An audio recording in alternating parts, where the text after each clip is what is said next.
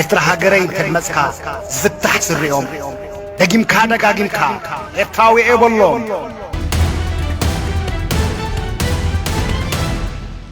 ሰላም ከመይ ጸንሑ ኩራት ተኸታተልቲ ነዚ ሰዓት ዝሓረናዮም ሓጸርትን እዋናውን ዝወነያም ዜናታት ሒዝናልኩም መጺና ኣለና ንኽትከታተሉና ድማ ንዕድም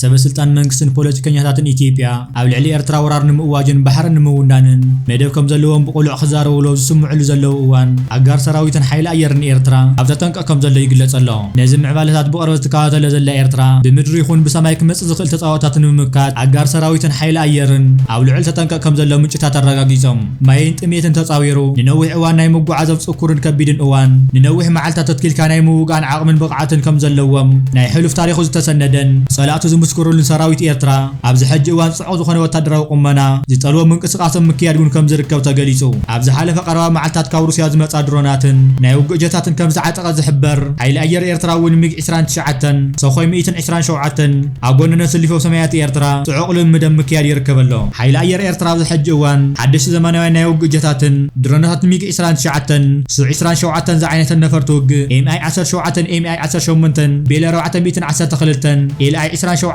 ዝዓይነተን ነፈርቲ ሄሊኮፕተር ከምኡውን ስፐርኪንግ ኣየር ግዛይን ኤምኤስ 60 ሄሊኮፕተር ወይ 12 ዝዓይነተን ዓበይቲ ናይ ጽዕነት ነፈርቲ ውግእ እውን ይርከብ። ኣብ ዝሓለፈ ዜናና ኤርትራ 6 ነፈርቲ ውግእን 6 ድሮናትን ካብ ሩስያ ከም ዝዓደገት ምሕባርና ይርስዓን። እዚ ከምዚ ኢሉ ከለ ኤርትራ ካብ ኢትዮጵያ ብሰማይ ይኹን ብምድሪ ክገጥማ ንዝኽእል ወራር ንምምካት ወታደራዊ ስትራቴጂካዊ ኣገዳስነት ኣብ ዘለዎም ከባቢታት ምዕቡላት ራዳራትን ሚሳኤላትን ተተኺሉ ከም ዘለዎ እውን ተገሊጹ። እዚ ከምዚ ኢሉ ከለ ድማ ኢትዮጵያ መግለጺ ሙላት ተሾመ ብዛዕባ ኤርትራ ውልቃዊ ርእይቱ ይኽትብል ኢትዮጵያ ምግላጽ ይርስዓን። ፕሬዚደንት ኢትዮጵያ ነበር ሙላት ተሾመ ኣብ ማዕኸን ዜና አልጀዚራ ዝጸሓፈ ሓሳብ ብዙሓት ንወድዓዊ ኩነታት ዝምድና ኢትዮጵያን ኤርትራን ይገልጽ ተባሂሉ ዝገልጽ ጽሑፍ ውልቃዊ ርእይቱ እምበር መንግስቲ ዝገለጾ ከም ዘይኮነ ሚኒስተር ጉዳያት ወጻኢ ኣፍሊጡ። ወሃቡ ቃል ሚኒስተር ጉዳያት ወጻኢ ኣምባሳደር ነቢያት ጌታቸው ንጋዜጠኛታት ዝሃቦ መግለጺ ፕሬዚደንት ኢትዮጵያ ኣብቲ ዘዋ ዝነበረ ተመክሮ መሰረት ብምግባል ውልቃዊ ርእይቱ ይሂቡ ብምባል ምስ መንግስቲ ኢትዮጵያ ምትእስሳር ከም ዘይብሉ ገሊጹ። ፕሬዚደንት ኢትዮጵያ ነበር ሙላት ተሾመ ቅድሚ ሓደ ሰሙን ኣብ ማዕኸን ዜና አልጀዚራ ዘውጽኦ ጽሑፍ ፕሬዚደንት ኤርትራ ኢሳያስ ኣፈወርቂ ኣብ ሰሜን ኢትዮጵያ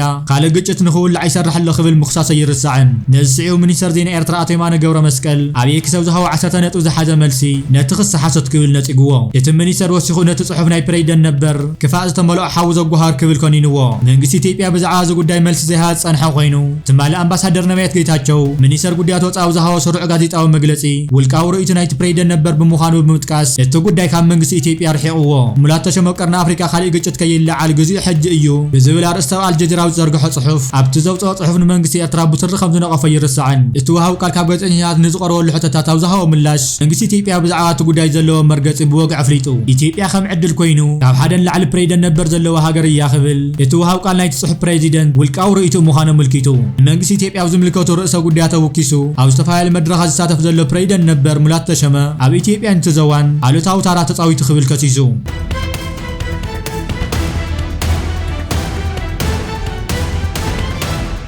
ኣሜሪካ ንዩክሬን ትህቦ ዝነበረት ወታደራዊ ሓገዝ ደው ከም ዝበለ ሓደ በዓል መዚ ዋይት ሃውስ ኣረጋጊጹ። ንሱ ንቢቢሲ ዝሃቦ ሓበሬታ እቲ ንህቦ ሓገዝ ነቲ መፍትሒ የብርክት ብምህላው ንምርጋጽ ደው ክነብሎ ንግምግም ኣለና ክብል ገሊጹ። ሩስያ ቅድሚ 3 ዓመት ኣብ ልዕሊ ዩክሬን ድሕሪ ዝፈጸመቶ ወራር ኣሜሪካ ጸዋራትን ፋይናንሳዊ ደጋፋትን ብምቕራብ ንዩክሬን ታዛዓበየት ምንጪ ወታደራዊ ሓገዝ ከም ዝነበረት ይፍለጥ። እዚ ስጉምቲ ፕሬዚደንት ቭላድሚር ዘለንስኪ ምቁራጽ ኩናት ኣዝዩ ርሑቕ እዩ ብምባል ዝሃቦ መግለጺ ንትራምፕ ድሕሪ ምንቃፉ ዘስዓበ እዩ። ኩናት ዩክሬን ንምቁራጽ ሓድሽ ተበግሶ ኣውሮፓ ርእይቶታት ክህብ ዝተሓተተ ዘለንስኪ እቲ ኩናት ንምቁራጽ ዝግበር ስምምዕ ገና ኣዝዩ ርሑቕ እዩ ክብል ገሊጹ። እስካብ ሕጂ ድማ ነዚ ኩሉ ስጉምታት ዝጀመረ ሰብ የለን። እቲ ኣብ መጻኢ ቀዲምና ንሪኦ ሰላም ፍትሓውን ቁኑዕ ብዓወይኡ ድማ ዘላቒ ክኸውን ኣለዎ ክብል ተዛሪቡ ነይሩ። ኣብ ዝሓለፈ ሰሙን ዘለንስኪ ካብ ኦቭል ሃውስ ዝባረር ሩስን ክትዓትን ዶናልድ ትራምፕ ንዘለንስኪ ከም ዘጋጠሞ ይዝከር። ትራምፕ ኣብ ማሕበራዊ ሚድያኡ ቻንስል ቱርዘ ዝጠቅዖ ጽሑፍ ኣሜሪካ ልዕሊ ዘይትጻወርን እያ እቲ ዝብሎ ዝነበረ እዩ እዚ ወዲ ደገፍ ኣሜሪካ ክሳብ ዘለዎ ሰላም ክህሎ ይኽእልን ኢሉ። ካብ ግዜ ቤን ክሊንተን ኣምባሳደር ኣሜሪካ ኣብ ዩክሬን ዝነበረ ፔፒን ሳቨር ውሳነ ትራምፕ ካብ ሓደ እዋን ኣብ ሓደ እዋን ውግእ ሓቀኛ ጽልዋ ክህልዎ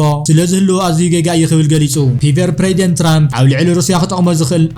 ክጠቕሞ ዝኽእል ብዙሕ መዋግዮ ጉዳያት ኣለዎ እዩ ብምባል ኣብ ልዕሊ ቁጠባ ሩስያ ዝነበረ እገዳ ክነጽጎ ይኽእል ነይሩ እዩ ክብል ገሊጹ። ምስ ሃገራት ጉጅለ 7 ብምዃን $300 ቢልዮን ንብረት ማእኸላይ ባንኪ ሩስያ ሒዙ ነቲ ገንዘብ ንዩክሬን ክህባ ይኽእል እዩ ብምባል ነቲ ዝወስዶ ዘሎ ስጉምታት አንጻር ዩክሬን ዘቕንዐ ክኸውን ከም ዝግባእ ተዛሪቡ። ሚኒስተር ጉዳያት ወጻኢ ሞሮኮ ሩቢዮ ንዩክሬን ዝግበር ወታደራዊ ሓገዝ ደው ንምባል ዝተወሰነ ውሳነ ምልኪቱ ኣብዚ ሃቦ ምላሽ ፕሬዚደንት ትራምፕ ኣብዚ እዋን እዚ ካብ ዓለም እቲ ንኹለቲ ኣብ ዩክሬን ዝካየድ ዘሎ ኩናት ነበረ ናይ መወዳእታ ሰላም ንምምጻእ ዕድል ዘለዎ መራሒ ይኽእል ከሲሱ ዕድል ዘለዎ መራሒ ይኽእል ገሊጹ ወሲኹ ንሩሳውያን ኣብ ማዕዲ ድርድር ክነምጾም ንደሊ ሰላም ይከኣል ንምርማር ንደሊ ኢና ክብል ገሊጹ እዚ ካብ ሓደ በዓል ስልጣን ምምሕዳር ትራምፕ ዝተዋሃቦ ፈለማዊ ወግዓዊ ርእይቶ እዩ ድሕሪ ኣሜሪካ ደጊም ምክልኻል ኣውሮፓ ንምሕጋዝ ደው ክትብል እያ ዝብል ስክፍታታት ንዓበይ መጸው ዘለወሉ እዋን ነዚ ድማ ሃገራት ኣውሮፓን ዓባይ ብሪጣንያን ሓዊሱ ወታደራዊ ውፅኢታት ክውስኻ ተገዲደን ኣለዋ ሩስያ ወርሒ ለካቲት 2022 ኣብ ልዕሊ ዩክሬን ሃገራት ምዕራብ ንዩክሬን ልዕሊ 250 ቢልዮን ዶላር ወታደራውን ሰብኣውን ፋይናንሳውን ሓገዛት ሰሊዐን ኣለዋ ኣሜሪካ ክሳብ ሕዚ ንዩክሬን ዝዓበየ ወታደራዊ ምንጪ ዝሓገዘት ኮይና ኣጽዋር መሳርሕታት ፋይናንሳዊ ሓገዛት ክትህብ ጸኒሓ እያ ካብ መጀመርታ 2022 ክሳብ መወዳእታ 2024 69 ቢልዮን ወታደራዊ ሓገዝ ከም ዝገበረት ጀርመናዊ ትካል ኪኒስቲት ይሕብር ጀርመን 13.6 ቢልዮን ዶላር ዓባይ ብሪጣንያ 10.8 ቢልዮን ፓውንድ ዴንማርክ 8.1 ቢልዮን ፓውንድ ሆላንድ ድማ 6.3 ቢልዮን ዶላር ሂበን ኩሉ ዓይነት ሓገዛት እንተተደሚሩ ወታደራዊ ሰብኣውን ፋይናንሳውን ኣሜሪካ 120 ቢልዮን ዶላር ከም ዘውፅአት ረዳእታታት ይሕብሩ እዚ ድማ ካብ መጀመርታ 2022 ጀሚሩ ንዩክሬን ካብ ዝተገበረ ጠቕላላ ድጋፍ 43 ሚእታዊት ሓገዝ ሃገራት ኣውሮፓ ስታት 18.3 ሚእታዊት ከም ዝለኣኸት ትትካል ይግምት ገለ ሕብረት ኣውሮፓ ከም ጀርመን ዝበለ ሃገራት ተወሳኺ ወርኩተ ዝገበራ ኮይነን ክልቲኦም ሓይልታት ዩክሬን ሩስያን መዳፍዕን መምርሒ ሚሳኤላትን ብሰፊሑ ተጠቒሞም እዮም ዩክሬን ካብ ኣሜሪካ ተሰርሑ ኣታክ ሲኤምኤስ ሚሳኤላት ክትጥቀም ጸንሐት ኮይና እዚኦም ድማ 300 ኪሎ ሜትር ርሕቐት ይውንጨፉ ስርዓት ታክቲካዊ ሚሳኤላት ኣታክ ኤምኤስ ኣብ ምድር ናብ ምድር ዝኸይድ ፕላስቲክ ሚሳኤላት ኮይኑ ንዩክሬን ብፍላይ ኣገዳሲ ዝገብሮ ዝጓዓዝ ርሕቐት እዩ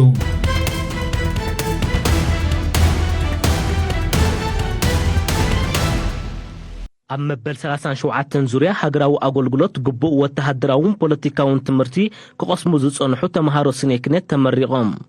እዞም ኣብ መላእ ሃገር ካብ ዝርከባ ናይ ስኔክነት ኣብያተ ትምህርቲ ማለት ደቂ ኣምሓረ ናቕፋ ኣስመራ ሓጋዝ ማይ ሓባርን ሓላይን ድሕሪ ምምራቕ ኣብ መበል 37 ዙርያ ሃገራዊ ኣገልግሎት ንሽዱሽተ ኣዋርሕ ወተሃደራውን ፖለቲካውን ስልጠና ክቐስሙ ዝጸንሑ መንእስያት ትማሊ 2 መጋቢቶም ንመመረቕታ በቂዖም ኣብቲ ኣዘዝቲ ማእከል ስልጠና ሓይልታት ምክልኻል ኤርትራ ከምኡውን መምሃራንን ተምሃሮን ቤት ትምህርቲ ዋርሳ ይከኣሎን ዕዱማት ኣጋይሽን ዝረኽብሉ ስነ ስርዓት ተመረቕቲ ብክልሲ ሓሳብን ግብርን ዝቐሰምዎ ስልትን ጥበብን ዘንጸባርቕ ወተሃደራዊ ምርኢት ኣቕሪቦም ኣዛዚ ማእከል ስልጠና ሓይልታት ምክልኻል ኤርትራ ሜጀር ጀነራል ሮመዳን ዑስማን ያውልያይ ኣብ ዘስምዖ ቃል መንግስትን ህዝብን ኤርትራ ኣብ መንእስያት ዝገብርዎ ዘለዉ ወፍሪ ነዛ ብረዚን መስዋዕቲ ዝተረኽበትን ዝተዓቅበትን ሃገር ንምብልጻግ ካብ ዘለዎም ራእይ ዝነቅል ምዃኑ ብምጥቃስ ተመረቕቲ ኣብ ዝምደብሉ ዓውደ ስራሕ ትጉሃቱን ውፍያቱን ክኾኑ ተላብዩ ኣዛዚ ማእከል ስልጠና ሃገራዊ ኣገልግሎት ኮሎኔል ደበሳይ ግደ ብወገኑ ተመረቕቲ ግቡእ ወተሃደራዊ ታዕሊም ፖለቲካዊ ትምህርቲ ስነ ምግባር ማእቶትን ኣካላዊ ህንፀትን ከምኡውን ዝተፈላለየ ሰሚናራት ዘጠቓለለ ስልጠና ከም ዝቐሰሙ ብምጥቃስ ኣብ ዝዋፈሩሉ ናይ ስራሕ ዓለም ትፅቢት ሃገርን ህዝብን ዝምልስ ውፅኢት ከመዝግቡ ልዑል ተስፋ ከም ዘለዎ ገሊጹ ተመረቕቲ ነቲ ዕለት ዘንጸባርቕ ባህላውን ስነ ጥበባውን መሰናድኦታት ብምቕራብ ሕድሪ ሰማዕታት ተቐቢሎም ንህዝቦምን ሃገሮምን ብተወፋይነት ንምግልጋል ዘለዎም ቁርቡነት ብቃለ ማሕላ ኣረጋጊጾም ኣብ መወዳእታ ብመልክዕ ውድድር ኣብ ዝተኻየደ ንጥፈታት ብውልቅም ደጊፍካ ንገሮም ኤርትራውን ተዝፈርህ ነይሩ ተሃዲድ ፈኸራ معاس مستعوتلو نتسون كورسورا بدمو بعزمو ونينوا مريتا مصبحرا كبراس كسار كسابراس دوميرا ويلو اوز منيا ويلو اوز دفرا إذا خبرت زودي هاجرنا إترا بلوم نقرم انت تسوقرم زخبركم من زخبرك انت خاتلتنا نس ساعة زحزنيها محاوريتات نتم كنت كاتلهم صنحكم مسل نيرهم عاوز غطل بخالة حبريتا قسام نراقب سلام نتمنى ببزل لهم سلام نعاكم يكون سلام